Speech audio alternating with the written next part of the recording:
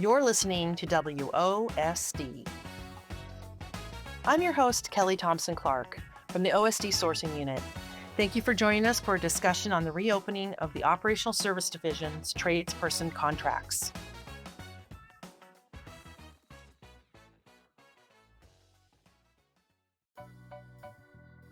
You may recognize my voice from a previous episode of WOSD News, titled Electric Vehicle Infrastructure, where I explored statewide contract VEH 102. In this episode, however, we'll be shifting focus to the Tradespersons Statewide Contracts. That would be TRD01, TRD02, 3, and TRD04. I'm excited to be joined by Trish Burke from the local government enablement team, who will help guide our discussion. Together, we'll explore why these contracts were reopened and share insights on the vendors who have been awarded under the new contracts. Later in the episode, OSD General Counsel Kristina Gasson will provide some clarity on the threshold changes for projects under the Tradespersons Statewide Contracts. Stick around for the entire episode to hear that key information. Good morning, Trish.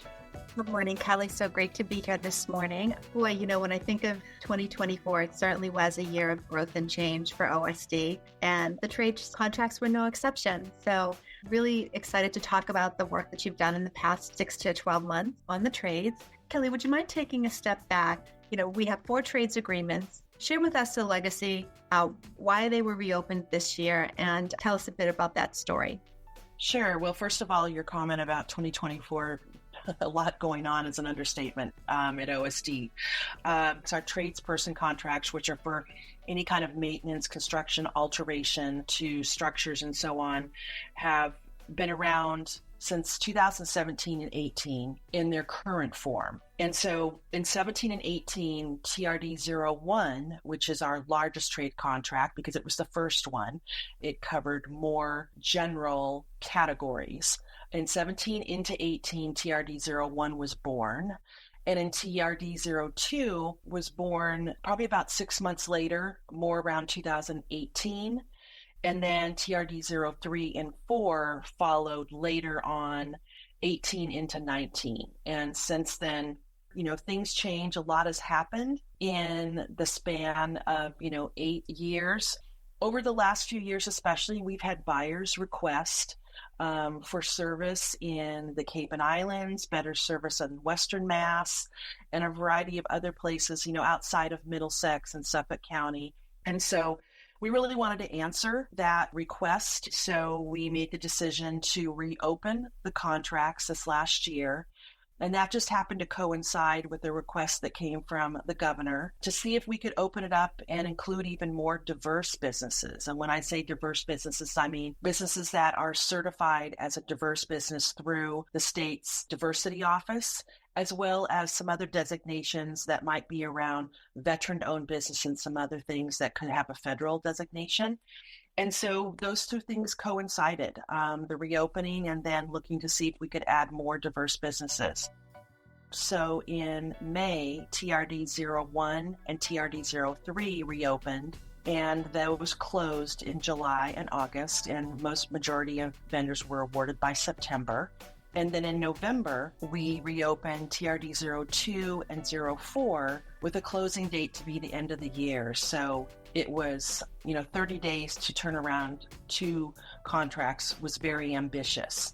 And so those awards have already started. Some awards have already happened, and those will continue over the next couple weeks. So it was a very ambitious undertaking to do all 4 contracts in 1 year, but it was something that we felt we really needed to strive for. And, I think that we really have been successful in being able to do what we have accomplished so far.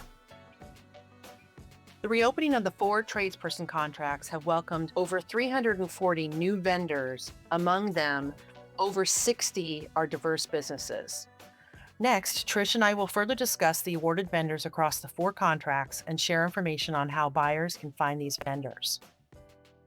So TRD01 being the largest trade contract we have, it was no surprise. We fully expected that there would be the most number of responders or bidders on that particular contract.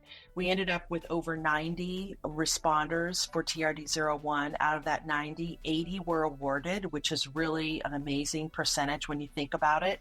And out of those 80 that were awarded, we had over 30 SDO or certified diverse vendors on that particular contract. On TRD02, of course, being a smaller contract, we assumed, and we were correct in our assumption, that there would be fewer responders on that one. We ended up with 14 awarded vendors out of 17 responders on that one.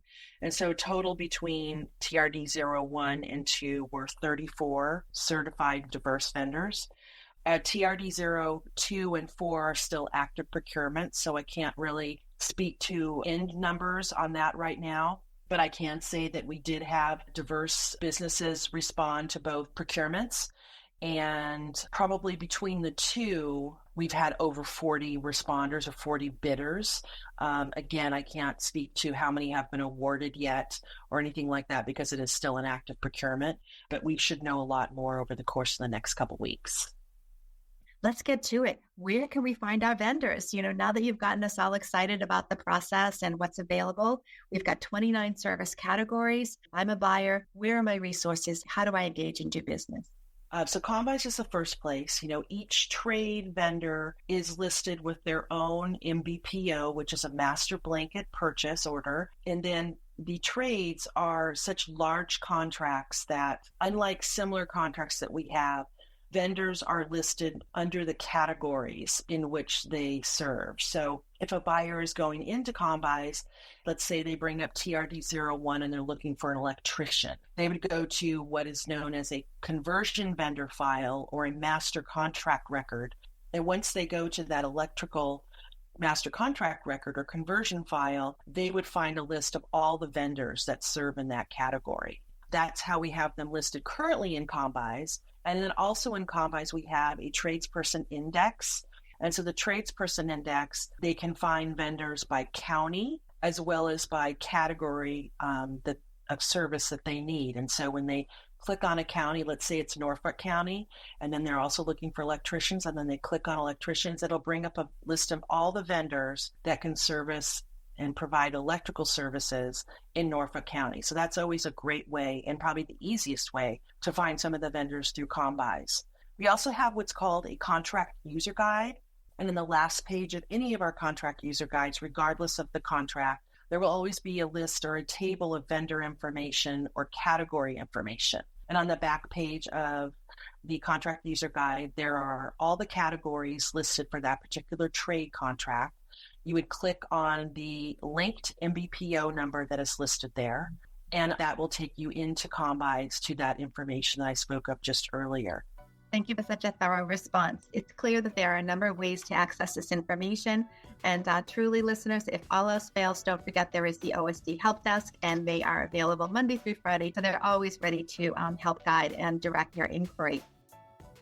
As I mentioned earlier, we've seen a number of significant updates to the Trades statewide contracts. To provide more insight into the legal aspects of these changes, I'll now pass it over to our General Counsel, who will walk us through some important decisions and key considerations regarding construction projects and new opportunities for buyers. As Kelly mentioned, there have been many changes related to the Trades statewide contracts in recent years, and 2024 and 2025 is no exception. In September of 2024, the Attorney General's Office's bid unit issued a decision regarding the thresholds by which our trades and other statewide contracts could be used for projects using construction labor. The law requires that most construction projects with labor and materials that are estimated to cost more than $50,000 be awarded by a competitive bid process. Certain types of projects performed by tradespersons may not be considered construction, and in those instances, the threshold would not apply. But keep in mind that whether or not a project is considered construction is a determination that buyers should make in consultation with their own legal counsel. However, there are plenty of opportunities for our buyers to use OSD statewide contracts. Recent legislation provides new opportunities for buyers to purchase electric vehicles, or EVs, and EV charging infrastructure using our statewide contracts, as well as certain municipal broadband projects. Kelly also mentioned contract user guides. We sprang into action to update all of the trades contract user guides in the fall, and we continue to update them to best inform our buyers in light of recent developments. If you have questions about when and how to use a trades statewide contract, please consult your contract user guide and your contracts category manager. And Kelly, a final question for you. As you think about these trades agreements, now that you have us all excited, new vendors, better coverage, more diverse group of vendors, what type of projects do you see these contracts really being ideally suited for, and help our buyer to view these as perhaps a vital part of their solution strategy as they consider, building repair, maintenance? I'm thinking housing authorities, smaller projects. So Kelly, can you expand on that? How do you see these contracts being best optimized?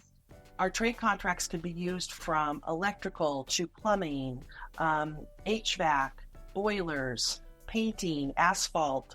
We've got it all. We even have a biohazardous site cleaning that we added this last year to TRD04 so that our public safety and forensics partners can get their needs met on a crime scene. We also have regular restoration and cleaning also available. Just a variety of things, and I would invite the buyers to check out any of the 4 contracts to see, what help they can get. Whether it's small projects or medium-sized projects, these can definitely be handled to get their needs met and have the buyer's projects completed and quoted in a timely fashion. This concludes today's episode on Tradespersons Statewide Contracts. OSD looks forward to engaging with you on our social media and YouTube channels. Links to those are in the description box. To suggest ideas for future podcasts, email the OSD team at osdoutreach@mass.gov. Thank you again to Trish Burke and Kristina Gasson for joining us today.